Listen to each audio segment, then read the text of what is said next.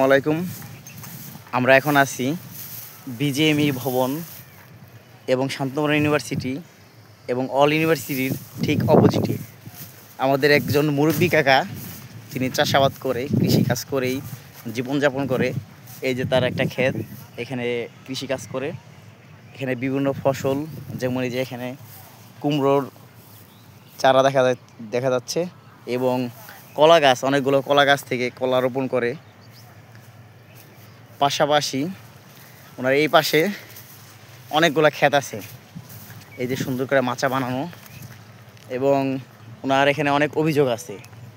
অভিযোগগুলো হলো, ওনাকে এখানের স্থানীয় যারা ফার্মের মালিক আছে বা 4টা 5টা 10টা করে গরু পালে, তারা এখানে এসে ওনাকে গরু ছেড়ে দেয়, কোনো পাহারাদার থাকে না।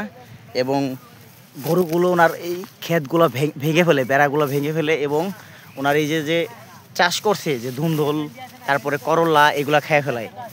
তো আমাদের এই যে এনসিপি নেতা মাহিন ভাই এই জনদরদি কৃষকের উপকারের জন্য চলে আসছে, এবং আমাদের অ্যাডভোকেট রফিকুল ইসলাম ভাই এদের কাছে একটা প্রতিকারের জন্য চলে আসছে, কাকার কাছে, মাটির কাছে ফিরে আসছে। কাকার কত অভিযোগ ভাই, অনেক মানুষ ওনাকে অত্যাচার করে।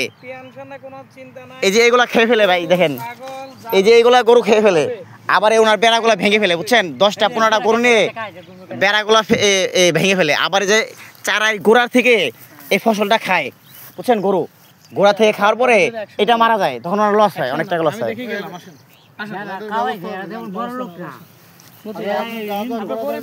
হিন্দু এগুলা করে, আপনি গরিব মানুষ, আপনি করে খাচ্ছেন।